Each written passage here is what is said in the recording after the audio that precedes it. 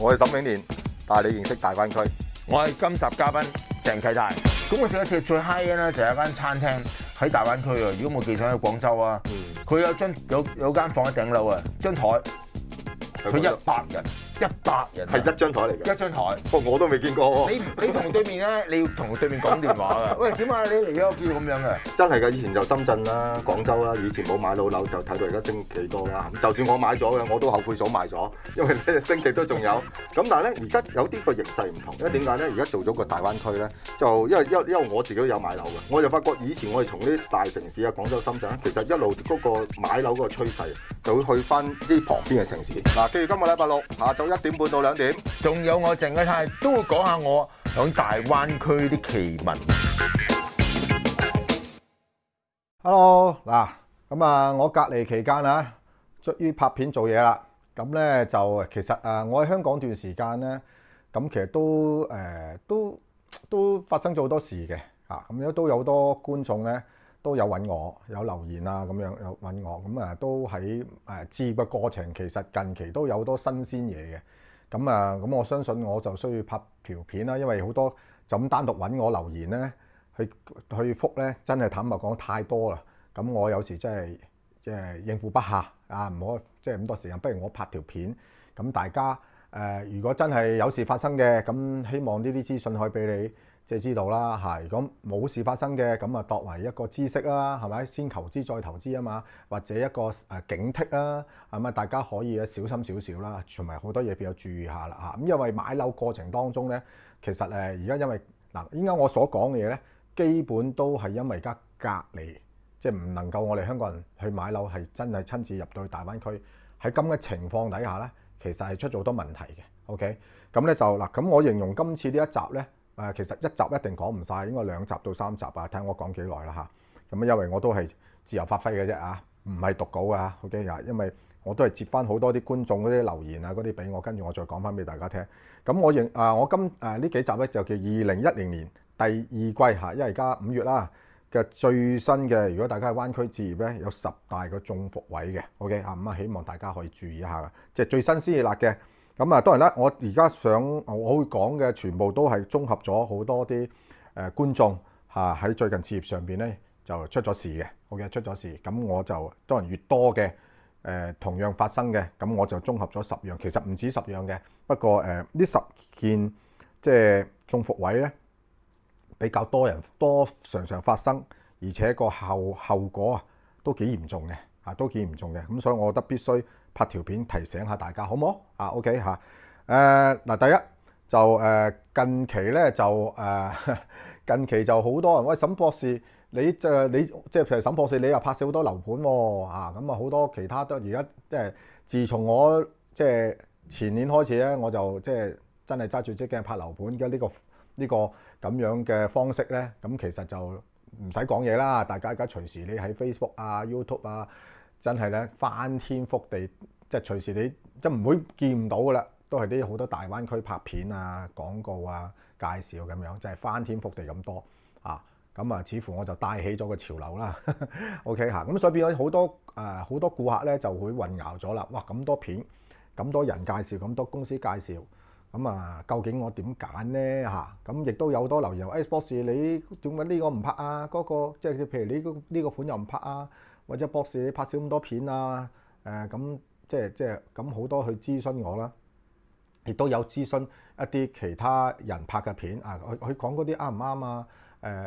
係咪真係咁樣啊？咁好多嗱，我呢度我就想提醒一樣，即係因為開始我覺得有好多香港人咧買大灣區樓都會有個誤區啊，即係呢個誤區係近期隔離先發生嘅，就好中意睇片 ，OK， 咁呢個好正常嘅嚇，但絕對啊，我由開始拍片到而家，我沈博士都係嗰句，全部有片你可以抄翻嚟睇嘅嚇。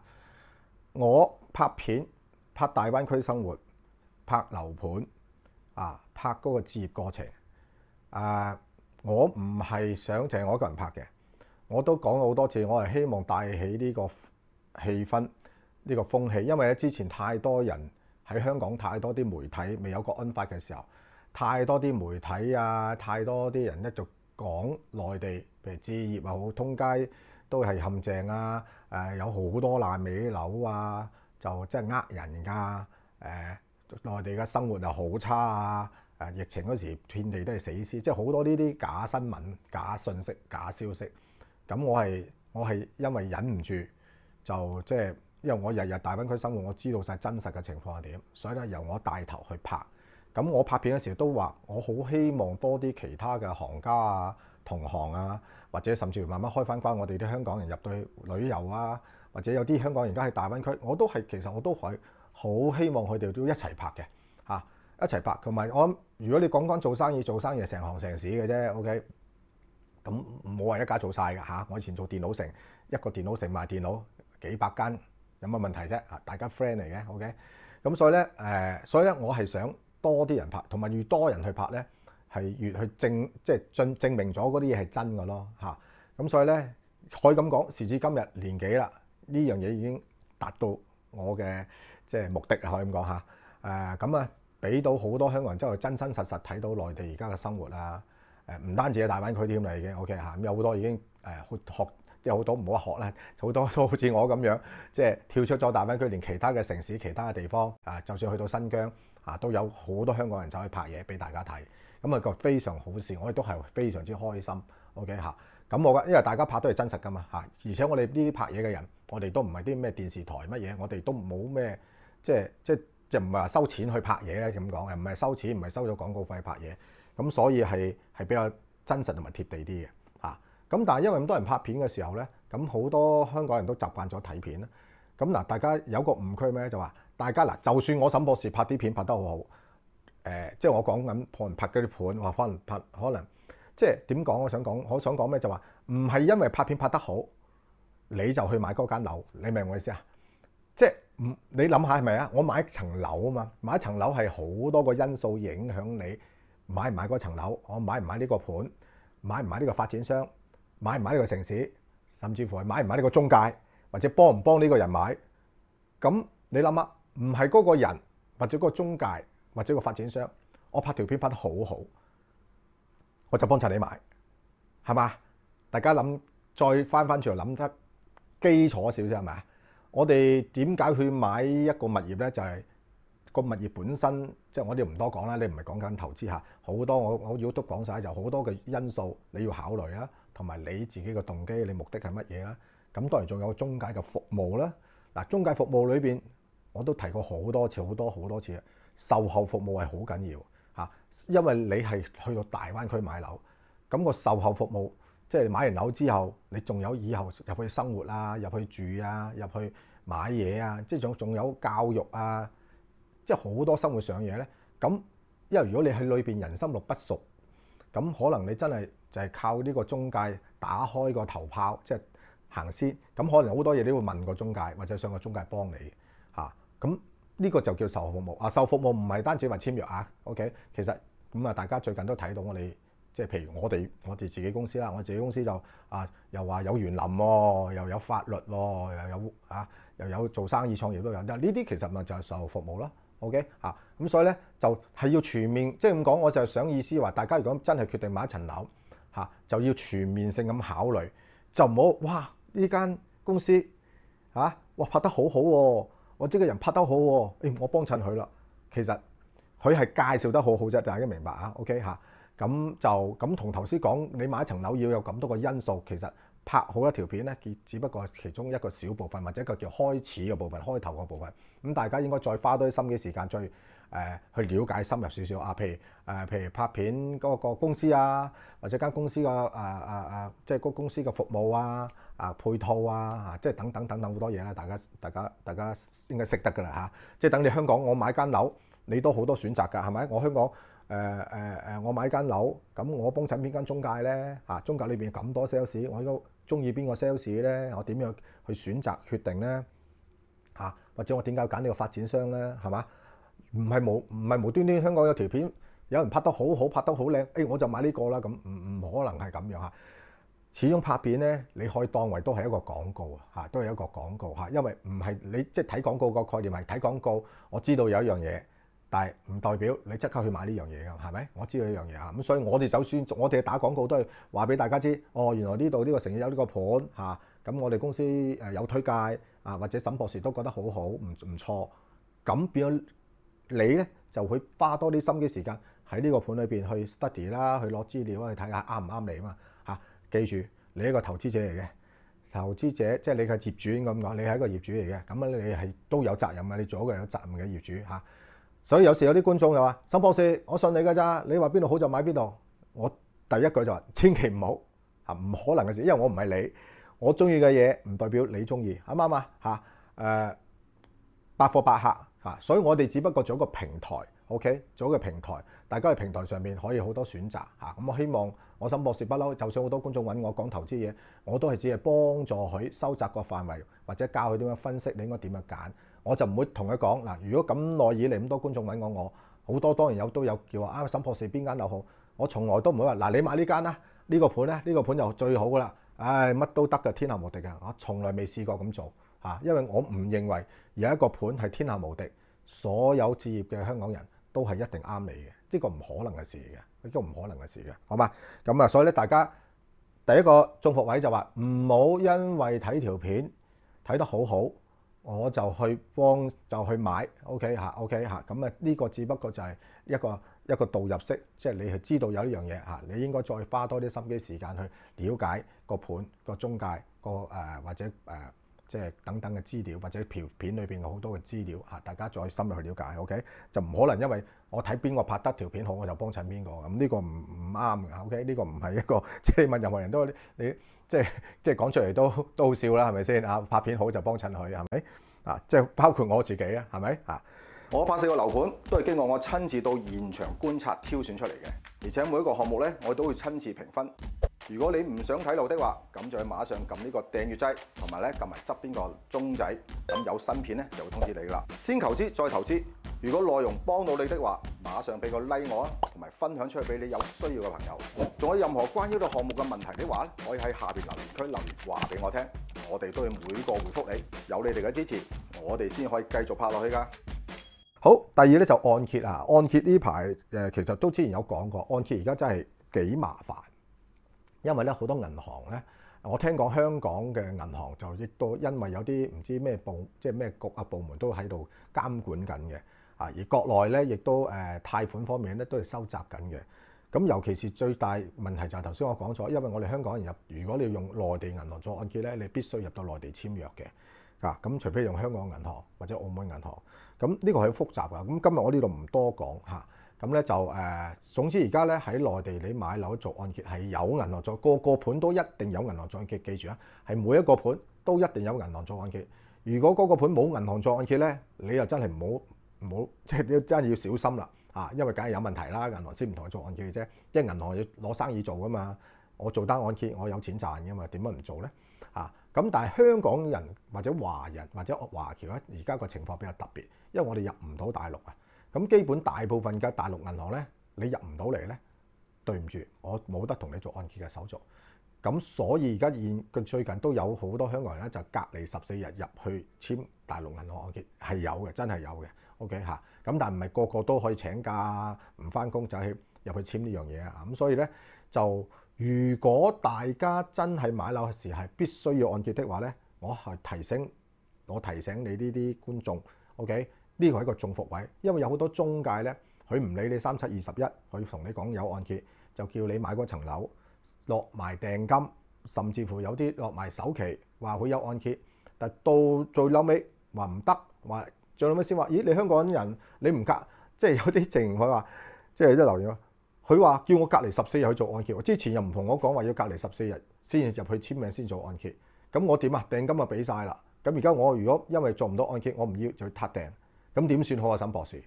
呢啲就中伏位啦，明唔明啊？所以咧，如果你真係要做按揭，你要 make sure 嗰個盤咧真係而家呢個 moment 啊，記住，唔係3個月前，唔係1個月前，1個月前可能有得做按揭，1個月後都會冇噶，記住啊 ，OK， 唔好。有時大家你知睇翻啲片，可能睇過1個月前、2個月前嘅片，我就去買咯，嚇。咁點個中介又可能想做成張單，佢又唔同你講清楚，錢就俾咗。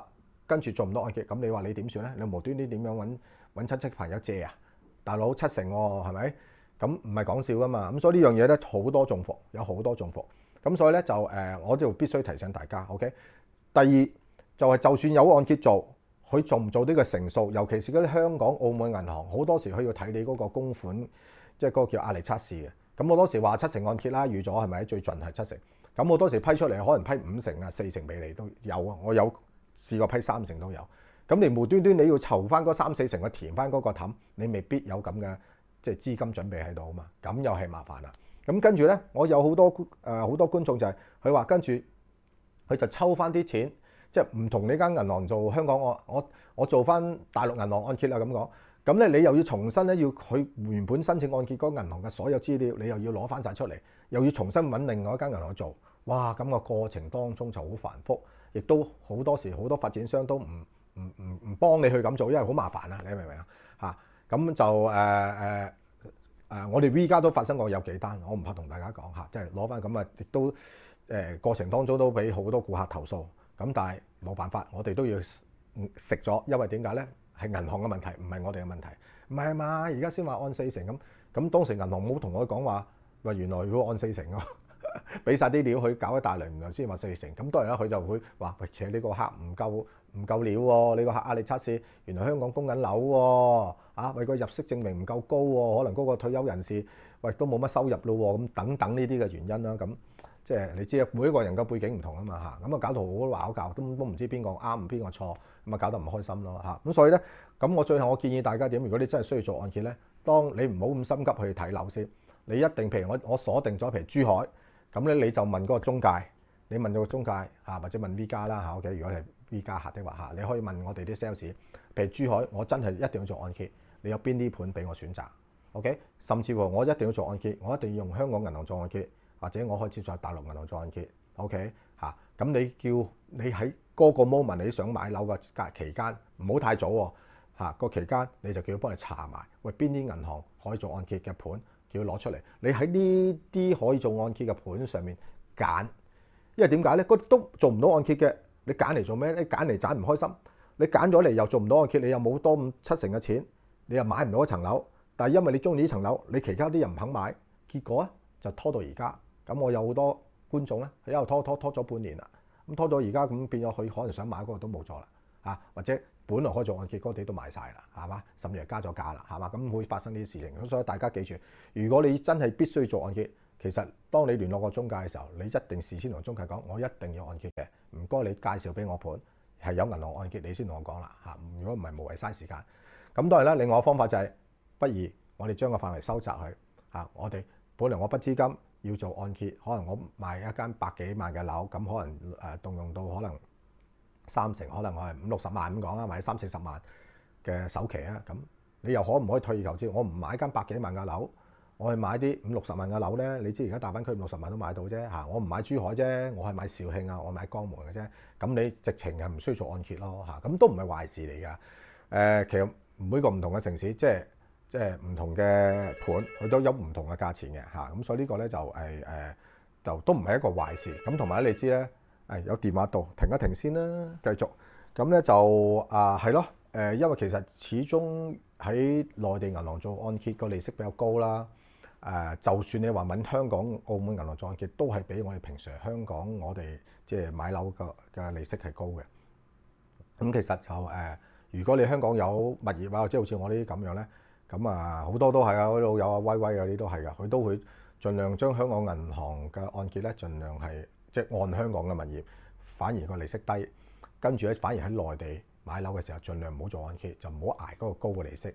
甚至乎我有啲觀眾好聰明啊，佢將香港層樓租出去就做按揭租出去，跟住攞嗰啲嘅因為佢個利息低啊嘛，咁佢利息低咧，佢就反而喺內地嗰層樓咧就唔按。咁我內地嗰層樓收嘅租金比較低少少啊嘛，即係你啲內地買樓收租係比較低嘅。咁但係你用翻香港嗰筆錢，即係銀行借按樓借嗰筆錢嘅利息，其實同佢內地即係租樓嗰個租金咧，其實就好多時都追得到。OK 嚇，因為香港利息低嘛。但係如果你用翻內地供樓嘅利息去供翻一套樓，你租翻出去，去冚翻嗰個租金嚟到冚利息咧，係機會係好微嘅嚇，因為內地嘅利息高。但係內地嘅租金低嚇，咁呢兩樣嘢係有衝突嘅嚇，咁呢個都可以俾大家參考下。咁咧就第三樣嘢就凍結戶口啦嚇。咁因為時間關係，呢度我都講咗好耐嚇，咁不如我下一集就講講凍結戶口，即係嗰個匯款啊嘅問題，同埋一個付款嘅途徑啊。下一集見。